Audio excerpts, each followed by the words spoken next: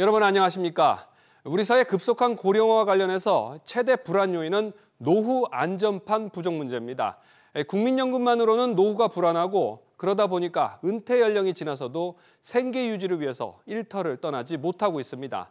오늘은 앞으로 개선되는 노후 소득 관련 제도 소식들부터 전해드립니다. 앞으로 2달 뒤부터 사후 소득인 사망보험금도 생전에 연금처럼 받을 수 있게 됩니다. 만 55세부터 신청이 가능한데 노후 소득 공백 우려가 커지는 가운데 이번 제도 개선이 노후의 안전판으로 기능할 수 있을지 주목됩니다. 첫 소식 오서영 기자의 보도입니다. 오는 10월부터 사후보험금을 연금처럼 쓸 수 있게 됩니다. 사망해서 그 자식들한테 물려주는 것도 좋지만은 내가 생전에 그 사망보험을 갖다가 땡겨서 쓰면 더 살아가는 동안에 더 여유가 있지 않을까. 노후 자금도 있어야 되고 기대 수명이 좀 더 길어져가지고 필요할 것 같아요. 죽으면은 자손 들어가잖아요. 매달 받게 되잖아요. 미려 받으면 내가 쓸 수가 있잖아요. 나이 먹었는데 병원비도 하고 생활비도 하고 그래서 좋을 것 같은데요. 5개 생명보험사를 시작으로 주요 보험사들이 잇따라 유동화 상품을 내놓을 예정입니다. 신청은 만 55세부터 가능합니다. 55세면은 솔직히 그렇게 먼 일은 아니어서 그때 상황에 따라서 그걸 뭐 당겨서 다른 데 뭐 융통하거나 할 수도 있을 것 같고요. 10년 이상 납입한 종신보험이 있고 보험계약 대출이 없다면 보험금의 90%까지 현금화가 가능합니다. 유동화한 종신보험료와 저축성보험의 월 납입액을 합해 150만 원이 안 된다면 비과세도 됩니다. 우선 연지급형으로 선택 가능하며 1년치를 당겨받게 됩니다. 30살부터 20년간 2,088만 원을 낸 가입자가 1억 원의 보험을 70%만 연금화한다면 연간 최소 164만 원을 받습니다. 앞으로 20년간 총 3,274만 원, 낸 돈보다 더 받는 셈입니다. 보험사들은 유동화 상품에 가입할 수 있는 계약자들에게 10월 중 문자 메시지로 개별 통지할 예정입니다. 초기에는 불안전 판매를 막기 위해 영업점을 통해서만 가입할 수 있고 철회권과 취소권도 보장됩니다. SBS 비즈 오서영입니다. 네, 정부는 또 우리 국민들의 노후 안전판, 국민연금의 불합리한 부분도 손질해 나섰습니다. 그동안은 부족한 생활비를 벌기 위해서 일을 하게 되면 국민연금이 줄게 됐는데 내년부터는 월십 500만 원 정도까지는 일을 해도 깎이지 않을 것 같습니다. 이어서 오정인 기자가 보도합니다. 국민연금은 대표적인 노후 대비책 중 하나지만 시민들의 불신과 우려는 작지 않습니다. 고령화 사회로 많이 가다 보니까 20대나 30대는 더 힘들 것 같다고. 노후 보장한다고 말만 하는 거지. 하루하루 열심히 땀 흘려서 벌어서 먹는 그게 전부다. 정부는 국민연금이 제 역할을 할 수 있도록 받는 연금액이 깎이는 소득 기준을 완화하기로 했습니다. 지금은 근로와 사업, 임대소득을 합해 월 308만 9천 원이 넘으면 연금액이 줄어들지만 내년부턴 소득이 509만 원만 넘기지 않으면 재연금 그대로를 받을 수 있습니다. 공적연금은 GDP 전체에서 노후 소득 보장을 위해서 얼만큼을 쓰냐 이 부분을 봐야 돼요. 기초연금까지 해야 2% 겨우 되거든요. 개인 책임으로 넘겼던 부분들에 돈을 써야 될 시기다라고 보고 있어서 출산과 군복무 기간엔 납부하지 않아도 가입 기간으로 쳐주는 크레딧도 현재는 연금을 받을 시점이 돼야 적용되지만 내년부턴 출산과 군복무 시점으로 앞당겨집니다. 이와 함께 출산 크레딧은 자녀가 1명이어도 가입 기간 12개월을 인정해주고 군복무 크레딧은 12개월까지 2배로 확대됩니다. 채우는 데 있어서 상당히 제한적이다. 비정규직으로 오래 있거나 특수고용 노동자들, 보험료가 너무 부담스러워서 자발적으로 사각지대에 처하는 사람들이거든요. 최소 10년인 가입 기간을 다 채우지 못한 경우 이미 지원된 보험료를 어떻게 처리할지에 대해서도 추가적인 논의가 필요해 보입니다. SBS 비즈 오정인입니다. 그런가 하면 은퇴 이후에 나오는 각종 연금을 어느 은행에서 받는 것이 조금이라도 더 유리할지도 관심거리입니다. 은행권이 다양한 혜택을 내세우면서 유치 경쟁이 치열한데 장기적으로는 실속 있는지 좀 꼼꼼히 따져봐야 할 필요가 있습니다. 채나리 기자가 전해드립니다. 지난해 국민연금 등 5대 공적연금이 은행 계좌로 흘러든 돈은 48조 원. 이런 추세면 올해는 50조 원을 넘길 가능성이 큽니다. 최근 고령화가 빨라지면서 가입자 수가 400만 명을 훌쩍 넘긴 영향입니다. 국정연금을 받으시는 대상자분들이 갈수록 좀 사실 늘어나잖아요. 연계되는 유동성 자금을 좀 유치를 할 수 있을 거고, 카드라든지 아니면은 기타 등등 부수 거래 활동이라든지 이런 것들을 고객을 확보할 수 있는 게 많다 보니까. 이렇다 보니 은행들은 미래의 주요 고객인 시니어층을 잡기 위해 발빠르게 나서고 있습니다. 어떤 곳은 금을 주기도 하고 어떤 곳은 추가 금리를 얹어줍니다. 아예 현금 선물을 주는 곳도 있습니다. 운동 보상금과 교통 할인, 여행 등 노후에 즐길 취미에 따라 고를 수 있는 맞춤형 혜택도 다양합니다. 다만 이 같은 혜택이 장기적으로 자산 관리에 더 유리할지는 꼼꼼히 확인해야 합니다. 혜택이 당장 커 보여도 정작 실속은 떨어질 수 있기 때문입니다.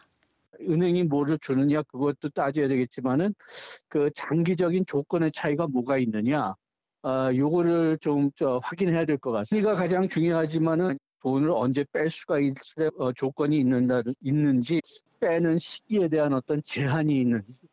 금융기관별 건전성 확인도 안전한 노후 자산 관리를 위해 놓치면 안 되는 부분입니다. SBS 비즈 최나리입니다. 계속해서 다음 소식들 전해드리겠습니다. 우려했던 대로 우리 수출이 미국 트럼프 대통령의 관세 정책에 직격탄을 맞고 있습니다. 대미 자동차 수출은 5살째 내리막길이고 중국의 저가 공세까지 겹친 석유화학과 철강 수출은 상황이 더 악화되고 있습니다. 먼저 최지수 기자가 보도합니다. 현대자동차의 2분기 성적표를 보면 매출은 작년과 비교해 7% 넘게 늘었지만 영업이익은 10% 넘게 줄었습니다. 4월부터 미국이 부과한 25%의 자동차 관세가 가장 큰 원인입니다. 미국에 세금을 더 떼주느라 그만큼 수익이 줄어든 겁니다. 그만큼 미국 시장에서 더 치열하다는 뜻도 가지고 있는 거예요. 마케팅 능력은 늘려서 판매를 늘렸지만 영업이익률이 관세라든지 부대 비용에 대한 증가로 인해서 이 적자 구조가 누적된다고 볼 수가 있고요. 미국과 우리나라가 차 관세를 15%로 낮추기로 했지만 언제 인하할지는 정해지지 않아 당분간 관세 충격은 계속될 것으로 보입니다. 이 여파로 지난달 미국 자동차 수출은 5개월 연속 줄었습니다. 수출 효자였던 석유화학은 상황이 더 심각합니다.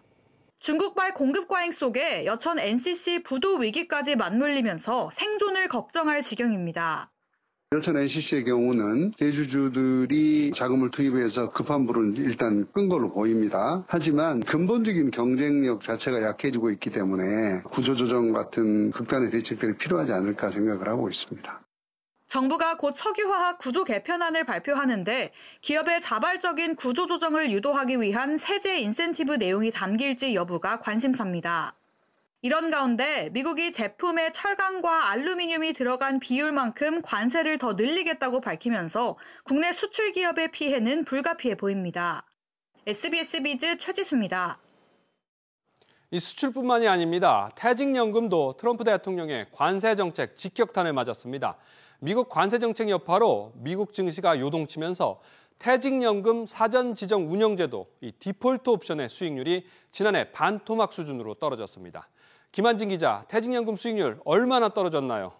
네, 고용노동부와 금융감독원에 따르면 올해 2분기 말 기준 1년 이상 운용된 고위험 디폴트 옵션 상품 연평균 수익률은 7.73%로 집계됐습니다. 지난해 같은 기간 16%가 넘었던 것과 비교하면 절반 수준에도 못 미치는 건데요. 미국 트럼프 행정부의 관세 정책을 둘러싼 불확실성이 미 증시를 포함해 글로벌 증시 발목을 잡은 탓에 해외 투자 성과가 저조했던 영향으로 풀이됩니다. 다만 위험 등급별로 수익률 악화 수준은 차이가 나는데요. 1년 이상 운용된 초저위험 상품 수익률은 3.04%로 지난해 3.47%와 큰 차이는 없었습니다. 반면 저위험, 중위험 상품 수익률이 5% 안팎이었는데 지난해와 비교하면 크게 떨어졌습니다. 위험 등급이 높을수록 수익률이 크게 떨어진 셈입니다. 디폴트 옵션은 근로자가 본인의 퇴직연금 적립금을 운용할 금융상품을 결정하지 않을 경우 사전에 정해진 방법으로 적립금이 자동 운용되도록 하는 제도입니다. 현재 퇴직연금 디폴트 옵션 적립 규모는 얼마나 되죠? 네, 적립금은 올해 2분기 말 기준 약 48조 원, 지정 가입자 수는 676만 명입니다. 1년 사이 적립금은 15조 원, 가입자는 110만 명 늘었습니다. 디폴트 옵션 적립금 가운데 87% 이상이 약 42조 원이 초저위험 상품에 들어가 있고 저위험은 3조 1천억 원, 중위험은 2조 원가량의 적립금이 운용되고 있는 것으로 나타났습니다. 고위험 상품에 들어간 적립금은 전체의 2%에도 못 미치는 것으로 집계됐습니다. SBS 비즈 김한진입니다.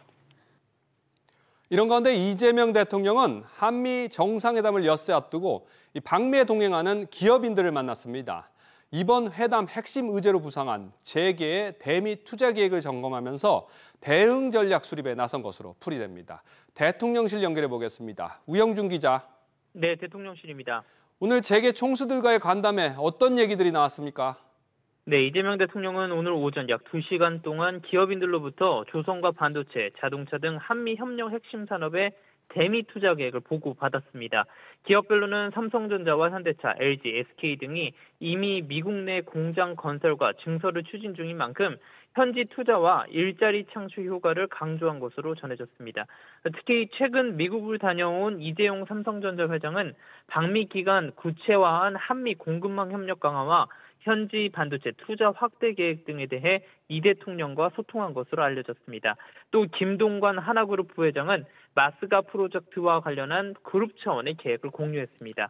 이 대통령은 오늘 수렴한 의견을 바탕으로 트럼프 대통령이 요구하는 대미 투자 계획과 방안을 구체화할 것으로 보입니다. 그런가 하면 강훈식 대통령 비서실장의 기자간담회에선 이 부동산 정책과 관련한 얘기들이 나왔다고요? 네, 강 실장은 6.27 대출 규제 이후 거래량이 감소하긴 했지만 다시 상승 기미도 보이는 게 사실이라며 부동산과 관련해 여러 처방이 준비돼 있다. 시장의 동향을 면밀히 보며 모니터링하는 중이라 이렇게 밝혔는데요. 주택 공급 대책과 관련한 질문에는 시장을 안정적으로 관리할 수 있도록 부동산 공급 방안을 조속히 발표할 계획이라고 말했습니다. 정부의 재정 기조와 관련해서는 재정을 빼고는 경기를 살릴 수 없는 만큼 추가 국채 발행을 검토할 수밖에 없다고 밝혔습니다. SBS 비즈 우영준입니다.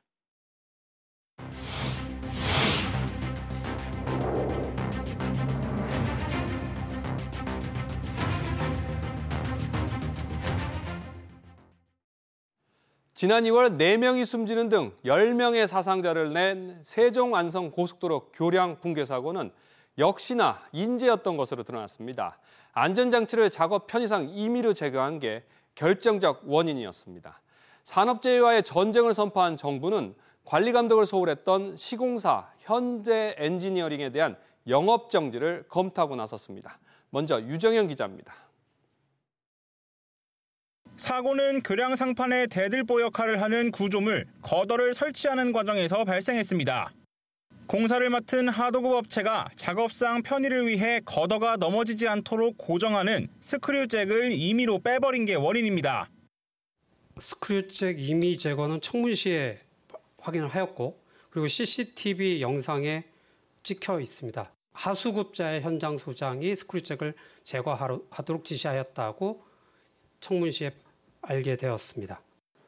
현장을 검사할 의무가 있는 시공사 현대엔지니어링은 CCTV를 달아놓고도 이를 잡아내지 못했습니다. 정부는 이번 사고를 인재로 보고 시공사인 현대엔지니어링에 대해 영업정지 등 강도 높은 제재를 검토 중입니다. 건설산업기본법에 따르면 국토부 장관은 고의 또는 과실로 공사를 부실하게 한 건설사에 1년 이내 영업정지를 내릴 수 있습니다.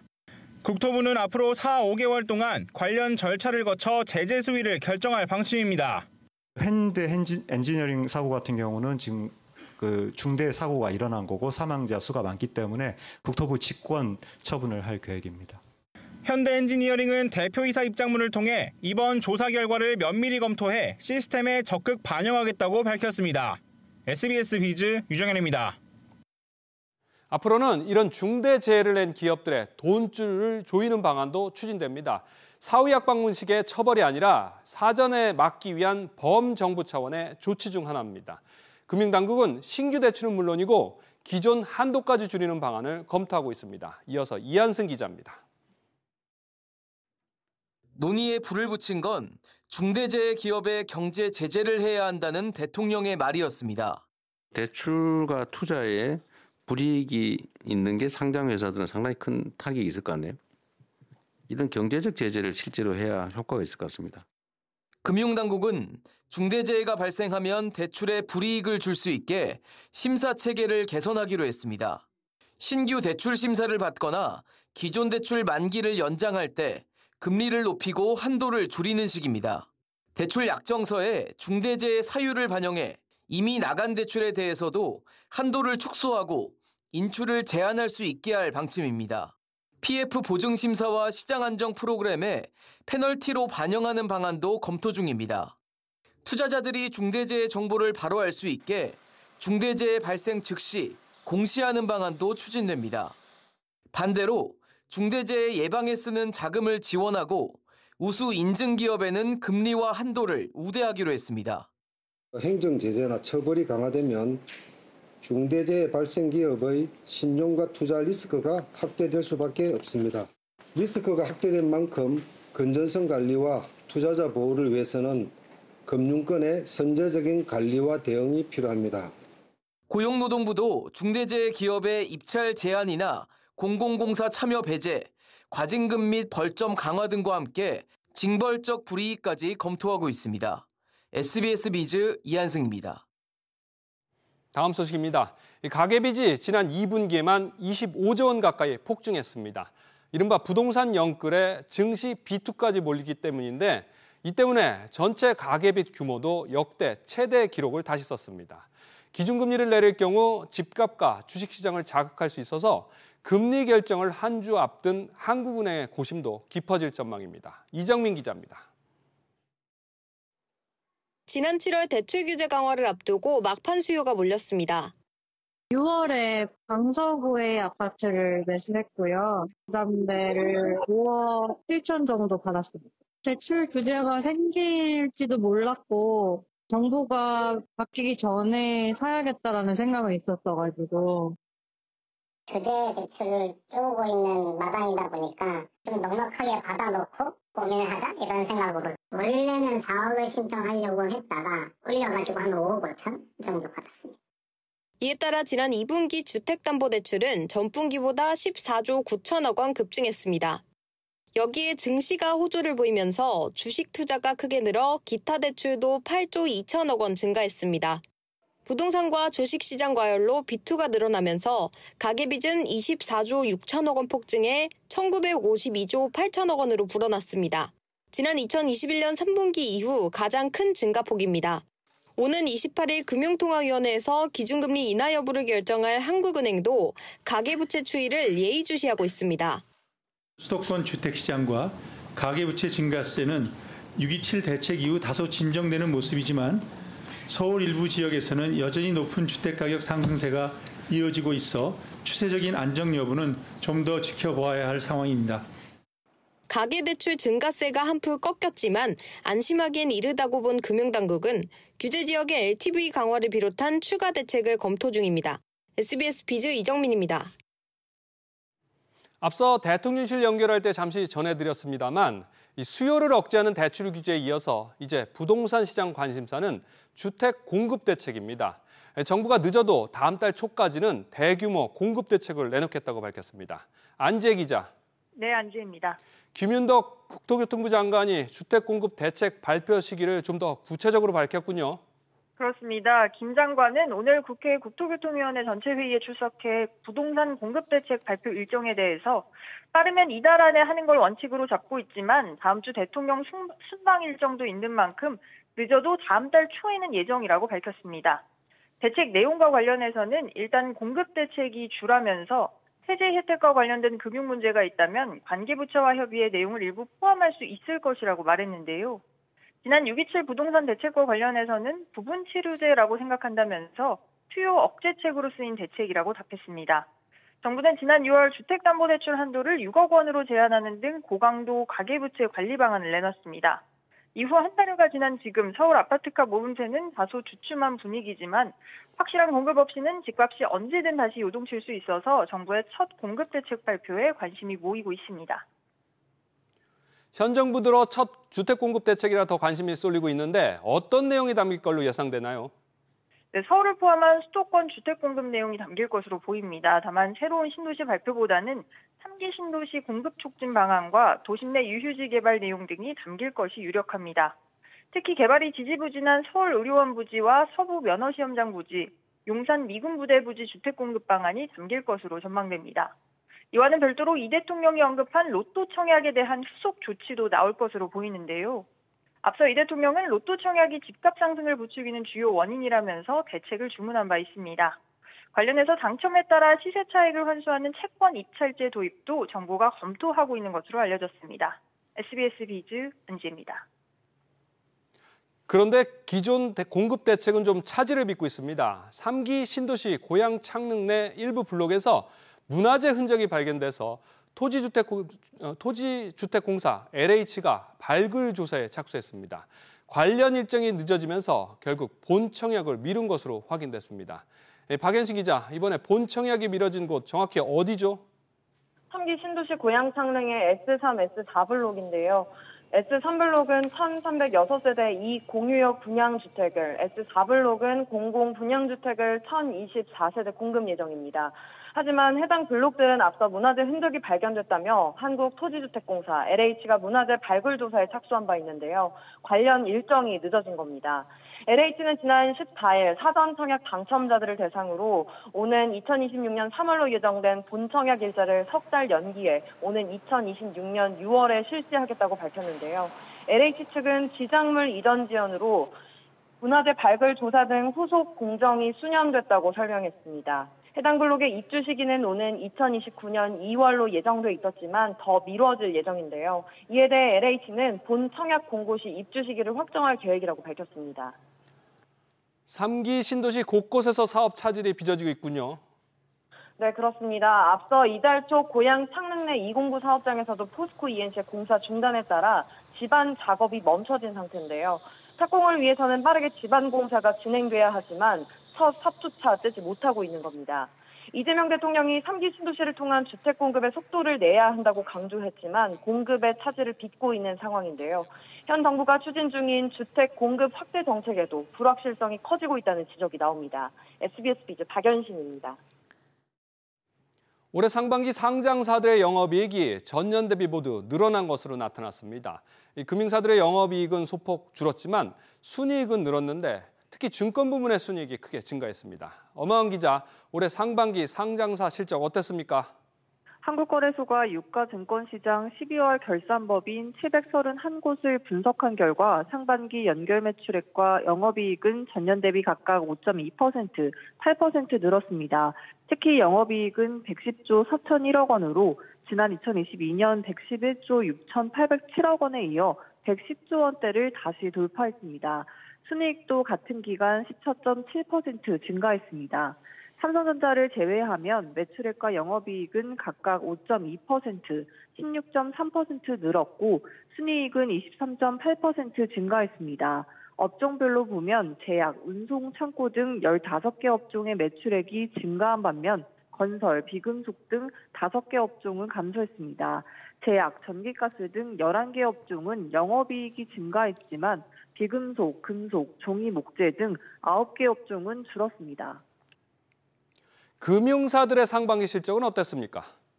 금융업의 연결기준 영업이익은 전년 대비 소폭 줄었지만 순이익은 7.8% 증가했습니다. 특히 증권 부문의 순이익이 30.4% 늘면서 큰 폭으로 개선됐습니다. 금융지주의 순이익도 같은 기간 12.7% 증가했습니다. 반면 보험과 금융지주의 영업이익은 각각 9.5%, 0.9% 감소했습니다. 한편 코스닥 상장사의 경우 같은 기간 연결기준 매출액이 6.2% 늘었고 영업이익은 1.76% 증가했습니다. 다만 상반기 순이익은 35.8% 급감했고 이에 따라 부채 비율도 지난해 말보다 6.19%포인트 증가한 111.6%를 기록했습니다. 업종별로 살펴보면 제약 영업이익은 189.84% 늘었고 의료, 정밀기기 역시 97.57% 증가했습니다. SBS 비즈 엄하은입니다. 코스피가 4,500억 원 넘게 팔아치운 외국인 매도세 이틀 연속 하락했습니다. 코스피는 어제보다 0.81% 내린 3,151.56으로 거래를 마쳤고 코스닥 지수도 1% 넘게 하락하며 787.96으로 장을 마감했습니다. 오후 5시 40분 기준 애프터마켓 종목들은 한국거래소 종가보다 0.14% 내린 채 거래 중입니다. 같은 시각 달러원 환율은 1,390원대에서 거래되고 있습니다.